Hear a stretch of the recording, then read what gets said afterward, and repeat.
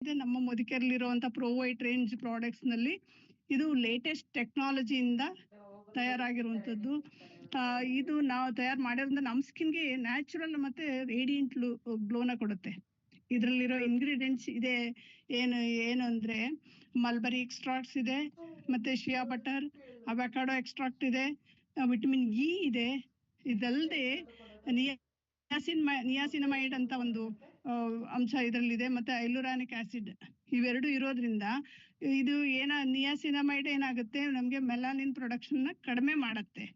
So ಅದರಿಂದ ಕಡಿಮೆ ಉತ್ಪತ್ತಿ ಆಗೋದನ್ನ ಕಡಿಮೆ ಮಾಡತ್ತೆ. ಸೊ ಅದ್ರ ಜೊತೆಗೆ ಐಲುರಾನಿಕ್ ಆಸಿಡ್ ಬಂದು ನಮ್ಮ ಸ್ಕಿನ್ ನಲ್ಲಿ ಬ್ರೈಟ್ನೆಸ್ ಅಂದ್ರೆ ಮಾಯಿಶ್ಚರೈಸರ್ ಕಂಟೆಂಟ್ಸ್ ಕರೆಕ್ಟ್ ಆಗಿರುವಂತೆ ನೋಡ್ಕೊಳ್ಳುತ್ತೆ. ಸೊ ಹಂಗಾಗಿ ನಾವು ಈ ಆಕ್ಟಿವ್ ಇಂಗ್ರೀಡಿಯೆಂಟ್ಸ್ ಇರೋದ್ರಿಂದ ನಮ್ಮ ಸ್ಕಿನ್ಗೆ ಕ್ವಿಕ್ ಆಗಿ ಅಬ್ಸರ್ವ್ ಆಗತ್ತೆ.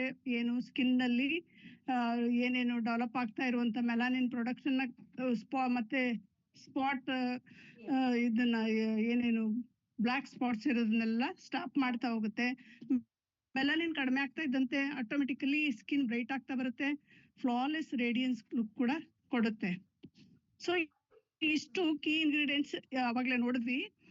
ಅಂದ್ರೆ ಶಿಯಾ ಬಟರ್, ಮಲ್ಬರಿ ಎಕ್ಸ್ಟ್ರಾಕ್ಟ್, ಮತ್ತೆ ವಿಟಮಿನ್ ಇ, ಅವಕಾಡೋ, ನಿಯಾಸಿನಮೈಡ್, ಮತ್ತೆ ಇವೆಲ್ಲ ಸ್ಕಿನ್ ನಲ್ಲಿ ತುಂಬಾ ಡೆವಲಪ್ ಆಗ್ತಾ ಇರೋ ಮೆಲಾನಿನ್ ಕಂಟ್ರೋಲ್ ಮಾಡುತ್ತೆ. ಐಲುರಾನಿಕ್ ಆಸಿಡ್ ಬಂದು ನಮ್ಮ ಸ್ಕಿನ್ ಅಲ್ಲಿ ಹೈಡ್ರೇಷನ್ ಕೊಡ್ತಾ ಹೋಗುತ್ತೆ ಅಂತ ಹೇಳಿದ್ನಲ್ವಾ. ಇದರಿಂದ ನಮ್ಗೆ ರಿಸಲ್ಟ್ ಏನು ನೋಡೋದಾದ್ರೆ, ನಮ್ಗೆ ಏನೇನ್ ರಿಸಲ್ಟ್ ಸಿಗತ್ತೆ ಅನ್ನೋದಾದ್ರೆ, ನಾವು ಇದನ್ನ ಯೂಸ್ ಮಾಡಿದ ಅಟ್ಲೀಸ್ಟ್ ಒಂದು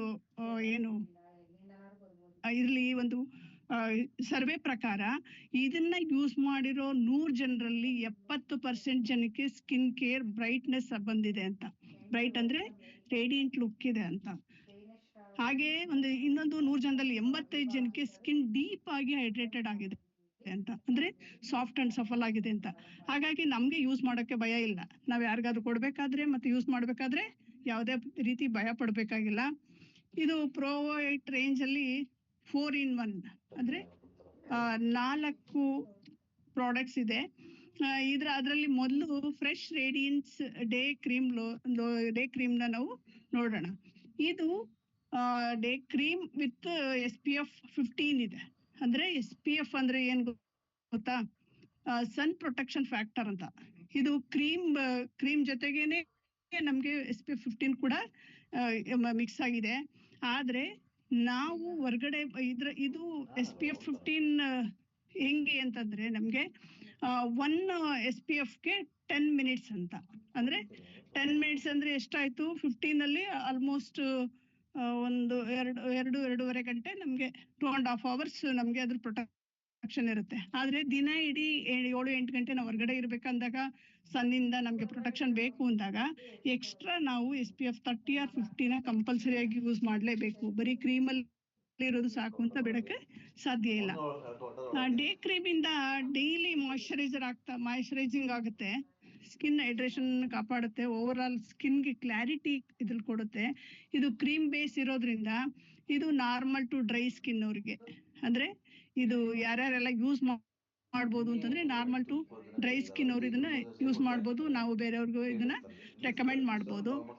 ಇದು ಮಲ್ಬೆರಿ ಮತ್ತೆ ಶಿಯಾ ಬಟರ್, ಅವಕಾಡೋ ಎಕ್ಸ್ಟ್ರಾಕ್ಟ್ ಇರೋದ್ರಿಂದ ಪ್ಯೂರ್ ವೆಜಿಟೇರಿಯನ್, ಯಾವುದೇ ರೀತಿಯಾದ ಪ್ರಾಣಿ ಕೊಬ್ಬನ್ನು ಇದರಲ್ಲಿ ಬಳಸಿಲ್ಲ. ಹಂಗಾಗಿ ನಮ್ಗೆ ಭಯ ಇಲ್ಲ ಯಾರಿಗೆ ಕೊಡ್ಬೇಕಾದ್ರೂ. ಸ್ಕಿನ್ ಬ್ರೈಟ್ ಮತ್ತೆ ಸಾಫ್ಟ್ ಸಫಲ್ ಆಗಿರುವಂತ ಸ್ಕಿನ್ ನಮ್ದಾಗ್ತಾ ಹೋಗುತ್ತೆ. ಯಾರಿಗೆ ಬೇಕಾದ್ರೂ ಇದನ್ನ ಉಪಯೋಗಕ್ಕೆ ನಾವು ಕೊಡ್ಬೋದು. ಮತ್ತೆ UV ರೇಸ್ ನಿಂದ ಕೂಡ ಪ್ರೊಟೆಕ್ಷನ್ ಕೊಡೋದ್ರಿಂದ ಸನ್ ಡ್ಯಾಮೇಜ್ ಕೂಡ ಆಗೋದಿಲ್ಲ. ಆಗಿದ್ರೆ ಅದನ್ನ ರಿಪೇರ್ ಮಾಡುತ್ತೆ.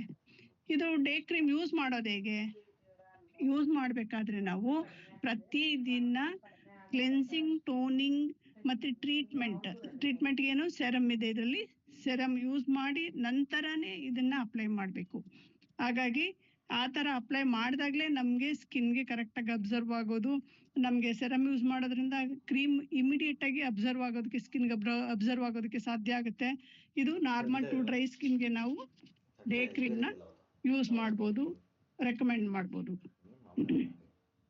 ಸೊ ನೆಕ್ಸ್ಟ್ ಇವ್ರಿಗೆ ಡ್ರೈ ಸ್ಕಿನ್ ಅವ್ರಿಗೆ ಆಯ್ತು, ಆಯಿಲಿ ಸ್ಕಿನ್ ನಾರ್ಮಲ್